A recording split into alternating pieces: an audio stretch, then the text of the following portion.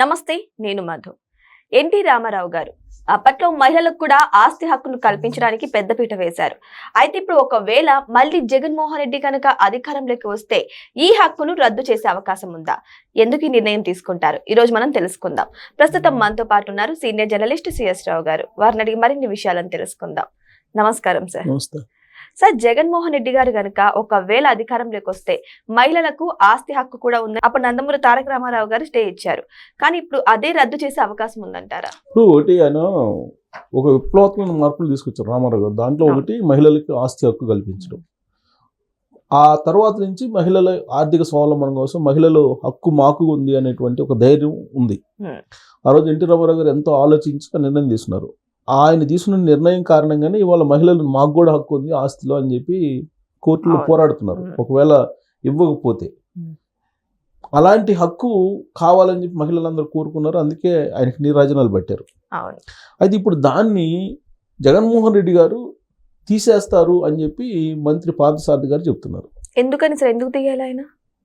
దానికి లాజిక్ ఏం చెప్తున్నారంటే పార్థసారథి గారు, జగన్మోహన్ రెడ్డి గారికి ఏది నచ్చకపోతే అది తీసేస్తూ ఉంటారు. 2019 ఎన్నికల్లో గెలిచిన తర్వాత ప్రజావేదికను కూల్చేశారు అనేటువంటి విషయాన్ని ప్రస్తావించారు. ఆయన ప్రస్తావిస్తూ ఆ తర్వాత జరిగిన పరిణామాలు కూడా ఆయన గుర్తు చేశారు. ఏంటి ఆ తర్వాత జరిగిన పరిణామాలు? 3 రాజధానులకు సంబంధించినటువంటి బిల్లు పెట్టారు. పెట్టినప్పుడు అది శాసనసభలో తీర్మానం చేశారు. తర్వాత మండలికి పంపించారు. మండలిలో ఆ రోజు ఉన్నటువంటి చైర్మన్ షరీఫ్ గారు దాన్ని కమిటీకి పంపించారు, ఎథిక్స్ కమిటీకి పంపించారు. ఆ కమిటీకి పంపించిన కారణంగా అది ఆగిపోయింది. ఆ కమిటీకి పంపించారని చెప్పి, మా కమిటీకి పంపించక ముందు మీరు గనక మండలిలో ఈ తీర్మానాన్ని గనక పాస్ చేయకపోతే టోటల్ మండలినే రద్దు చేస్తాను అని చెప్పేసి ఆయన ఒక లీక్ ఇచ్చేసాడు. మండలి రద్దు చేసేటువంటి అవకాశం ఉంది అని. ఆల్రెడీ మండలి రద్దు చేస్తారని చెప్పారు. మండలి రద్దు చేస్తారని చెప్పారు. ఎందుకంటే ఎన్టీ రామారావు గారి గతంలో మండలిని రద్దు చేయాలి అనేటువంటి కాన్సెప్ట్ లో మండలిని రద్దు చేశారు అప్పట్లో. తర్వాత రాజశేఖర రెడ్డి గారు వచ్చి మళ్ళీ దాన్ని మండలిని తీసుకొచ్చారు. ఇవన్నీ జరిగినాయి. అందుకని చెప్పి నేను మండలిని రద్దు చేస్తాను, అసలు మండలి అవసరం ఏముంది, మీరు అసెంబ్లీలో జరిగినటువంటి తీర్మానాన్ని మీరు కాదంటారా, 3 రాజధానులని మీరు స్టాండింగ్ అక్కడ కమిటీకి పంపిస్తారా, కాబట్టి మండలి రద్దు చేస్తారు అంటే భయపడి మండలిని రద్దు చేస్తే ఎమ్మెల్సీలు అందరూ పదవులు పోతాయి కాబట్టి వాళ్ళు భయపడిపోయి ఈ తీర్మానానికి అనుకూలంగా వాళ్ళు ఓటేస్తారు అనేది ఆయన కాన్సెప్ట్. భయపెట్టినా చేయించుకోవాలని అనేది ఆ రోజు వచ్చినటువంటి కామెంట్. దాన్ని గుర్తు చేశారు పార్థసారథి గారు. పార్థసారథి గారు గుర్తు చేసి ఆయన మండలిని కూడా రద్దు చేయాలనుకున్నారు, ఎందుకంటే ఆయనకు వ్యతిరేకంగా ఉందని చెప్పి ప్రజావేదిక చంద్రబాబు నాయుడు గారు కట్టారు కాబట్టి అది కూల్చేశారు అని చెప్పి చెప్తూ ఇప్పుడు షర్మిల గారికి ఆస్తిలో వాటా అడుగుతున్నారు. ఆ రోజు ఎన్టీ రామారావు గారు పెట్టినటువంటి చట్టం ఏదైతే ఉందో ఆ చట్టం ప్రకారమే ఆవిడ అడుగుతున్నారు ఆస్తిలో వాటాని. సో ఆస్తిలో వాటా అడుగుతున్నారు కాబట్టి అసలు ఈ చట్టాన్ని తీసేయాలి, ఈ చట్టం అవసరం అని చెప్పేసి రేపు రాబోయే రోజుల్లో జగన్మోహన్ రెడ్డి గారు అనుకున్న ఆశ్చర్యపోవసం లేదు అనేది పార్థసారథి గారి యొక్క అభిప్రాయం. కానీ విజయమ్మ గారు ఏమంటున్నారంటే షర్మిలాకి జగన్ కి సమానంగా ముందే పంచారని చెప్తున్నారు కదా సార్. మరి ఇక్కడ చట్టం లేకపోయినా గానీ ఆల్రెడీ వీలునామాలు ఉంటాయి కాబట్టి అది ఎలాగో షర్మిల గారికి వెళ్తాయి కదా. ఆస్తిలో భాగం నేను ఆ రోజు నాకు ప్రేమ ఉంది షర్మిల నా చెల్లెల మీద, ఆ తర్వాత నాకు ప్రేమ తగ్గిపోయింది కాబట్టి నేను రాసి ఇచ్చినటువంటి గిఫ్ట్ డీడ్ చల్లదు అని చెప్పి కోర్టులో వేశారు కదా. నేను వెనక్కి తీసుకుంటున్నానని చెప్పి కోర్టులో వేశారు కదా. అదే కదా వివాదం. ఇప్పుడు విజయమ్మ గారు ఏం చెప్తున్నారు, 2019కి ముందే ఈ వీలునామాలన్నీ రాయించుకున్నాము అని చెప్పి చెబుతున్నారు కదా. రాజశేఖర రెడ్డి గారు ఉండగా ఆస్తుల పంపకం జరగలేదు, 2019 ఎన్నికలకు ముందే మేము వీలునామాలు రాయించుకున్నాము, ఎవరికి వాళ్ళు ఆస్తులకు సంబంధించినటువంటి క్లారిటీ ఉందని చెప్పి చెబుతున్నారు కదా. కాబట్టి అది ఆ రోజున నాకు షర్మిల గారి మీద ప్రేమ ఉంది, షర్మిల మీద, తర్వాత నాకు లేదు కాబట్టి నేను వెనక్కి తీసుకుంటున్నాను నాకు గిఫ్ట్ డీడ్ అనేది కదా విషయం, వివాదం అదే కదా. సో కాబట్టి ఆవిడ ఇప్పుడేంటి, నాకు చట్ట ప్రకారం నాకు ఆస్తిలో భాగం రావాలి, నాకు ఆస్తిలో భాగం ఇవ్వండి చట్ట ప్రకారం అని చెప్పి అడుగుతున్నారు.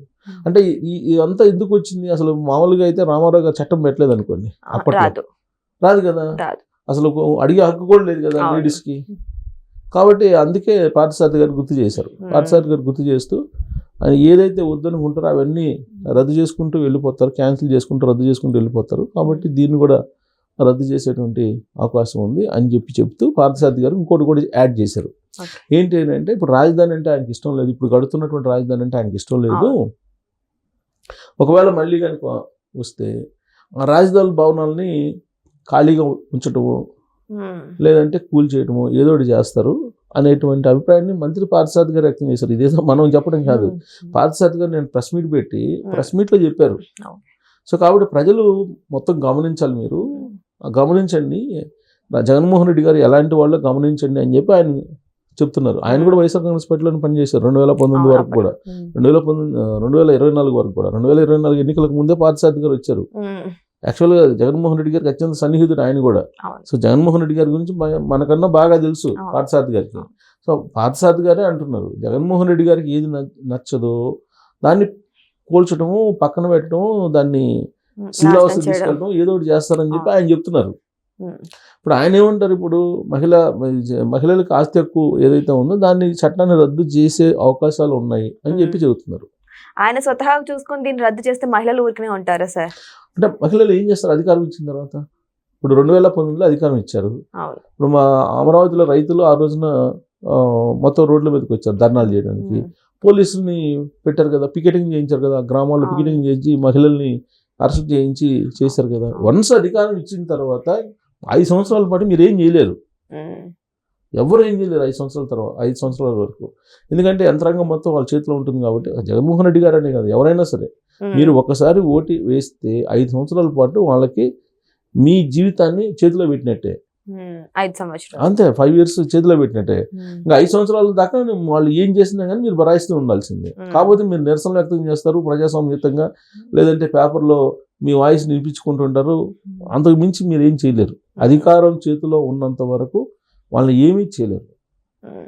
ఇప్పుడు అనేక సందర్భాల్లో మనం ధర్నాలు చేస్తున్నారు కదా మహిళలు, మరి ఏం చేశారు? మహిళలే కదా, ప్రజలందరూ తిరగబడినా ఏం చేయగలిగారు?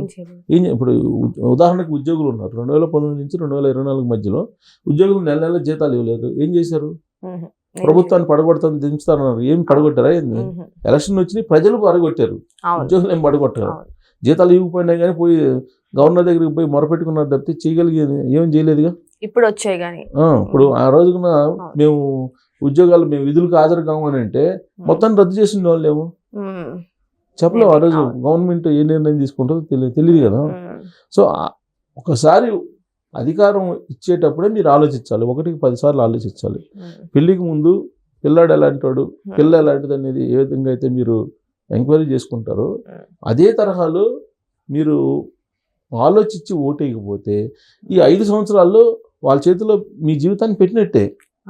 చెల్లికి న్యాయం చేయని వాడు ఇంకా మిగిలిన మహిళలకి ఏం న్యాయం చేస్తారు సార్? సరే, ఇప్పుడు మరి అలా అనుకుంటే మరి ఆయన ఎక్కడికి పోతే, ఇప్పుడు జువెల్దిన్ వెళ్ళారు, వాళ్ళ నెల్లూరు జిల్లా జువెల్దిన్ పబ్లిక్ అయితే వస్తున్నారు, అవును, ఎంకరేజ్ చేస్తున్నారు. మరి ఇప్పుడు చెల్లికే న్యాయం చేయలేని వాళ్ళు ప్రజలకి ఏం న్యాయం చేస్తారని చెప్పేసి ఒక డౌట్ వచ్చినప్పుడు మరి వాళ్ళకి కూడా ఆ డౌట్ రావాలిగా, రాలేదు కదా వాళ్ళకి.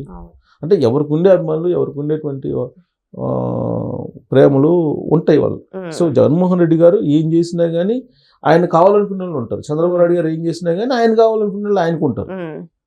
కానీ అంతిమంగా ఏంటి, ప్రజాస్వామ్యంలో మెజారిటీ ప్రజలు ఎటువైపు మొగ్గు చూపితే వాళ్ళకి అధికారం వస్తుంది.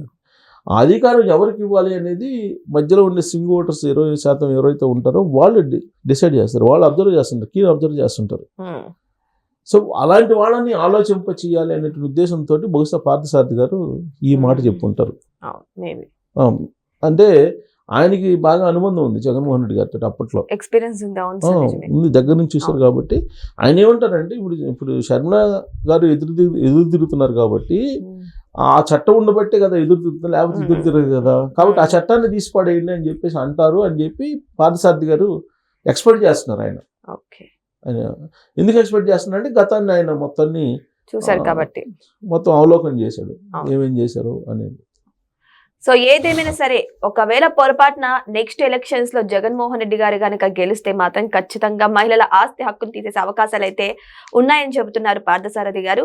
మరి ఒకవేళ అదే జరిగితే మరి మీరేం చేస్తారు? కామెంట్ బాక్స్ లో కామెంట్ చేయండి. Thank you so much. Thank you sir.